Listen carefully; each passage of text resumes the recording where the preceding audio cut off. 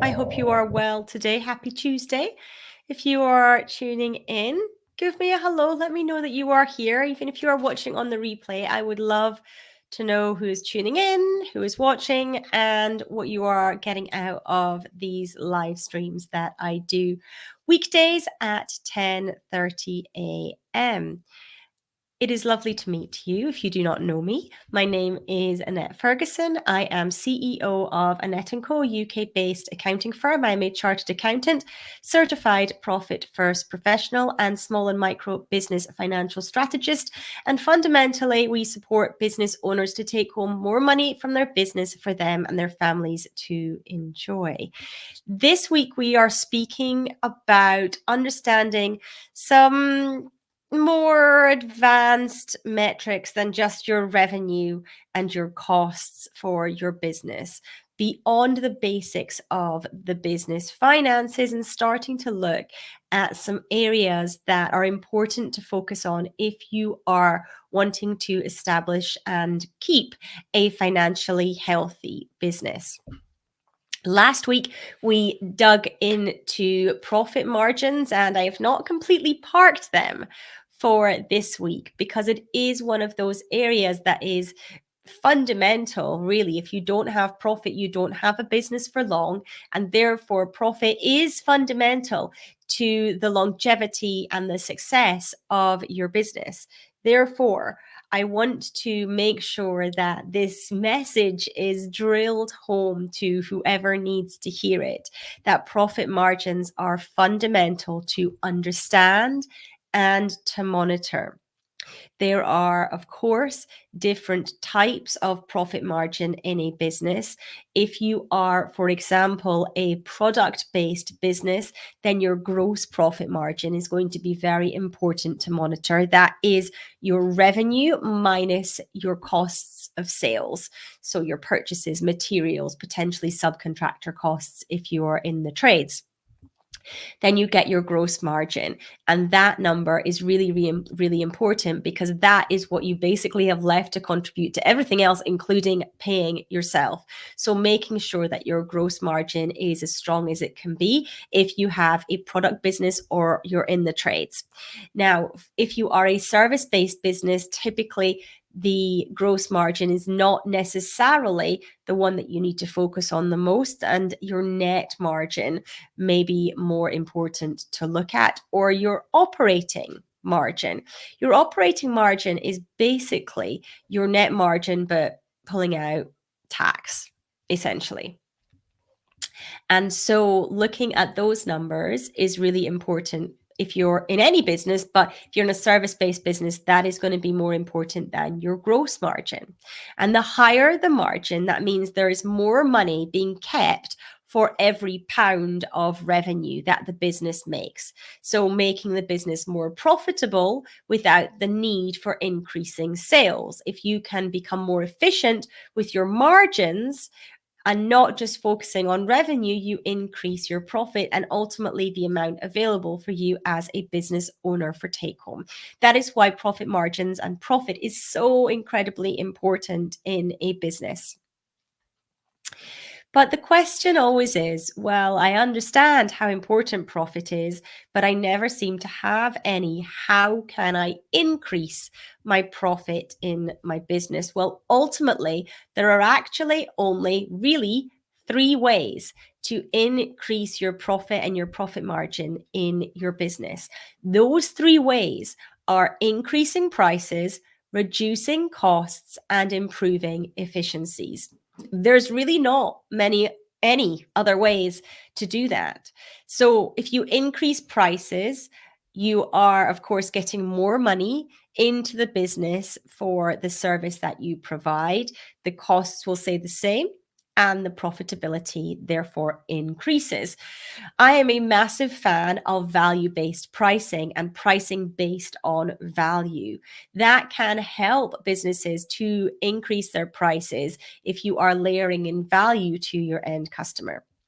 The second way that you can improve your profitability and your profit margins is reducing costs. So, eliminating what we call money leaks in a business. Money leaks are spending that is happening that is either one, not necessarily to keep the proverbial lights on, or two, is not delivering you a return in terms of money or time when your time can be freed up for profitable activities.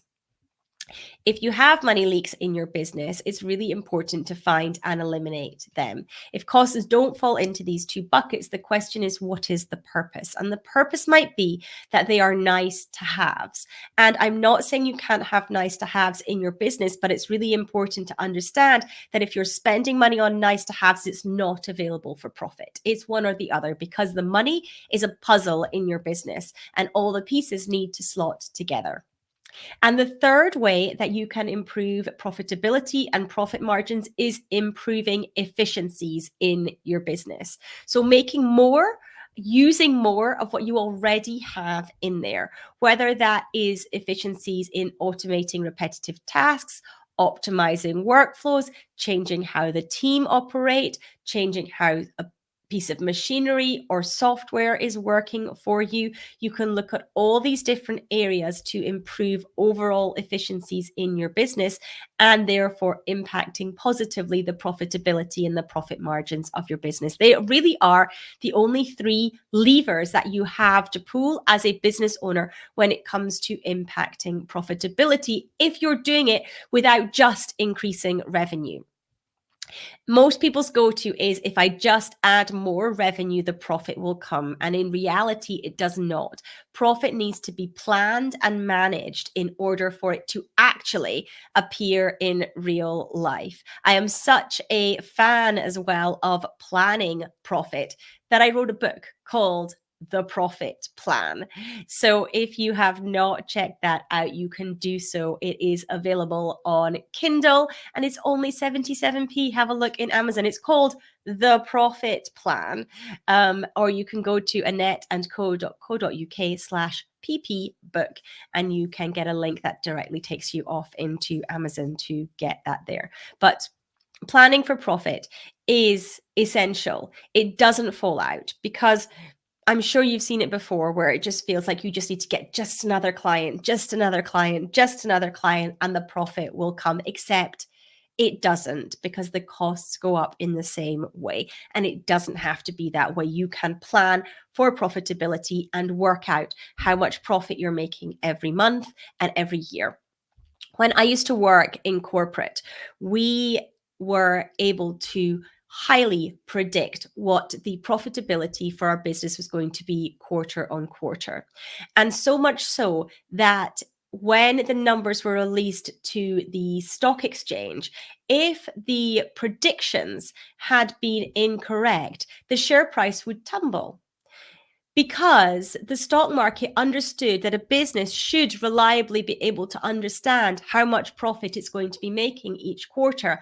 And if it can't, there's a problem with the systems and controls in the business. And therefore, the share price should reduce to reflect what must be a fundamental problem within the management of the business.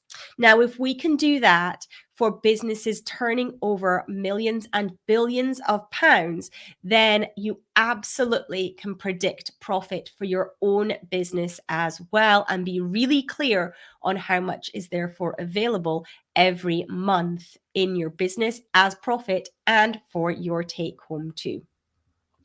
So that is why I wrote The Profit Plan, because profit margins ultimately show you how efficiently you are turning revenue into profit. And it's not about how much you make, it is about how much you keep. It is about how much is available to you as the business owner, because if you do not pay yourself what you need to pay yourself, ultimately you become resentful of your business and you can't actually carry it on long term.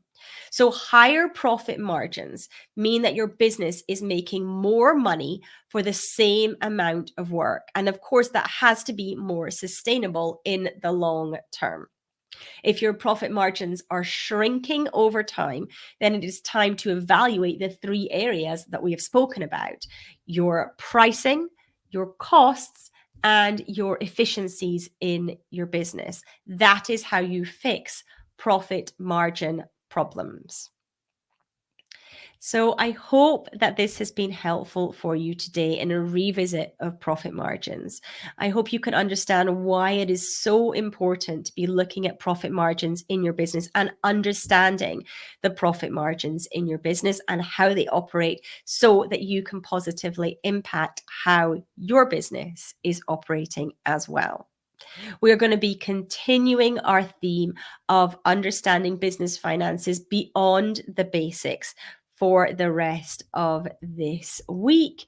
And tomorrow we are speaking about operating cash flow. So make sure you pop in your diary 10:30 a.m. I will be wherever you are tuning in today. So do make sure you have that as a regular diary edition for weekdays so that you can come and we can have a chat about all things business and business finances.